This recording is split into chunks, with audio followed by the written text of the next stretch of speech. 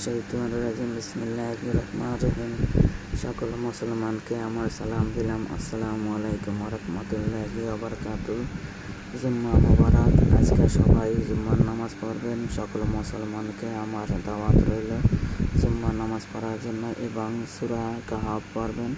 কাহাফ না পড়তে পারলে কাহাফ শুনবেন, কোরআন আল্লাহ দ্বারে শুকরিয়া করবেন। আল্লাহ জানি সবাইকে পড়ার তৌফিক দান করে এবং শোনার তৌফিক দান করে এবং নামাজ পড়ার তৌফিক দান করে।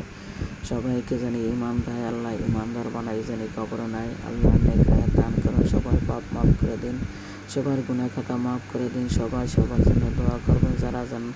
যারা অন্ধকার কবরে আছে তাদেরকে জান্নাত দান করে, কবরের আযাব মাফ করে দিন। আমার নবীর উসিলায়, নবীর বিরুদ্ধে উসিলায় সবাই জানি ক্ষমাশীল হতে পারে। আল্লাহ সবাইকে ক্ষমা করে দিন। আল্লাহ আপনি ক্ষমাশীল, আল্লাহ আপনি ক্ষমাশীল, আপনি দয়াবান, আপনি মেহেরবানি করে সবার পাপ মাফ করে দিন। সবাইকে সঠিক পথে চলার তৌফিক দান করে আয় রোজগারে বরকত দিন, বালা মুসিবত দূর করুন, নেক হায়াত দান করেন, সবার জন্য মুক্তি করে দিন।